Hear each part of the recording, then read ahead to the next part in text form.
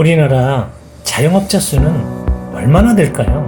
통계청의 2018년 발표를 보면 560만 명 정도라고 하는데 정말 엄청 많죠? 그러면 이 많은 사람들이 각자 장사를 하는데 얼마나 많은 돈이 들어갔을까요? 적게는 수천에서 많게는 수억이 들어갔죠. 그 중에서도 가장 큰 비중을 차지하는 것이 권리금인데, 특히 장사 시작 시 지급한 자영업자들의 가장 큰 금액인 권리금을 장사 종료 시 아주 냉혹한 현실에 부딪혀 권리금을 포기하거나 약탈당하고 나면 다시 재계약이란 쉽지가 않죠.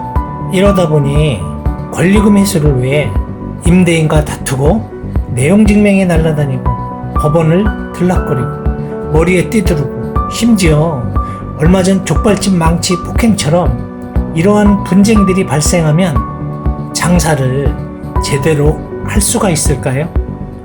당연히 없겠죠. 그럼 왜 이런 현상이 계속 반복적으로 벌어지는 걸까요? 이러한 원인을 보면 장사를 하시는 분들은 권리금을 모르는 사람은 없는데 권리금에 대해 자세히 알고 있는 사람도 없는 게 현실이다 보니 이러한 현상들이 반복되고 있는 겁니다. 그래서 아는 것이 힘이라고 자신의 권리금 회수 방법 및 노력에 대해서는 반드시 알아두는 것이 자신의 재산을 지키는 길이겠죠.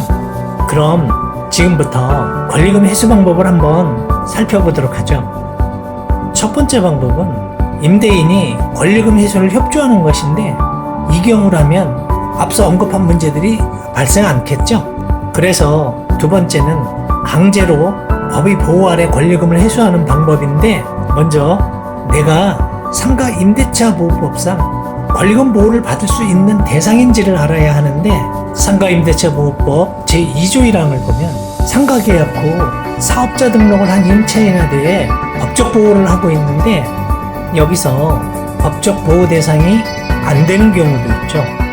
사업자 등록번호가 아닌 고유번호를 발급받는 유치원이나 어린이집 등은 권리금 거래가 있다 해도 이 법이 적용되지 않지만, 공장 임대차의 경우는 제조와 상행위가 함께 이루어진다면 적용된다는 것도 알아두시면 좋겠죠.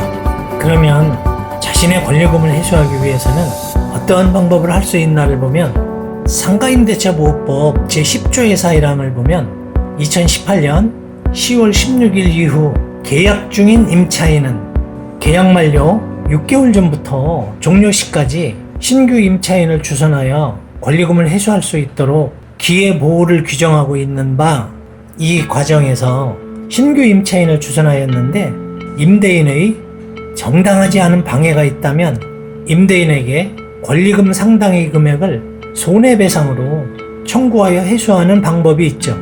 그러므로 계약 만료 6개월 전부터 임대인과 상관없이 부지런히 신규 임차인을 찾아서 임대인에게 주선하여야만 권리금을 회수할 수 있다는 것을 명심해야 합니다.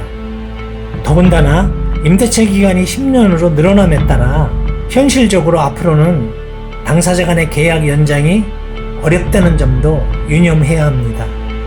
여기서 주의할 점은 법적 보호 기간 내에 방해 행위 시만 손해배상 청구 대상이 된다는 것 꼭 유념해야 합니다. 다음은 계약 기간이 종료 시까지 신규 임차인을 주선 못하였을 때 권리금이 어떻게 되는지를 보면, 원래 권리금은 임대차가 종료될 때 적용되는 것으로 임대차가 종료되어도 권리금 회수기에는 계속 보호받을 수 있습니다. 또한 2019년 5월 최근 대법원 판례가 계약 종료 후에도 권리금이 회수기회를 보호하는 것으로 판결을 하였다는 것도 참고하면 큰 힘이 되겠죠. 물론 임대인에게는 억울한 판결이지만, 끝으로 계약서에 원상복구 조항이나 권리금 포기 특약을 한 경우에도 권리금 회수가 가능한가를 보면 결론적으로 가능하다 하겠습니다. 상가임대차 보호법 제15조를 보면 임차인에게 불리한 조항은 효력이 없음을 정하고 있어 그 약정은 무효이므로 임대인에게 원상복구를 해주지 않아도 된다 하겠습니다.